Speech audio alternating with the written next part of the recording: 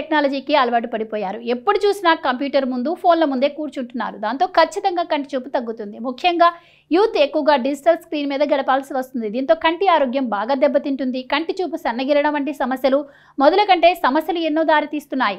అయితే ఇలా కాకుండా కంటి ఆరోగ్యం, కళ్ళు ఆరోగ్యంగా ఉండాలంటే ఈ చిట్కాలను పాటించండి. కంటి సమస్యలు రాకుండా ఉండాలంటే మొదట ఆహారం బాగుండాలి.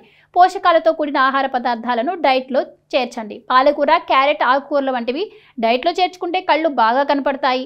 పోషకాలు పుష్కలంగా ఉండే ఆహార పదార్థాలను మీరు డైట్లో చేర్చుకుంటే ఖచ్చితంగా ఆరోగ్యం బాగుంటుంది. స్మోకింగ్ వలన కూడా కంటి చూపు దెబ్బతినే ప్రమాదం ఉంది. ఈ అలవాటు ఉంటే మానుకోండి. స్మోకింగ్ వలన వివిధ రకాల సమస్యలు కలుగుతాయి. ఎండ తీవ్రత పెరగడం వలన కూడా కంటి ఆరోగ్యంపై ప్రభావం పడుతుంది. కళ్ళు బాగా కనపడాలంటే ఎండలో ఎక్కువసేపు తిరగకండి.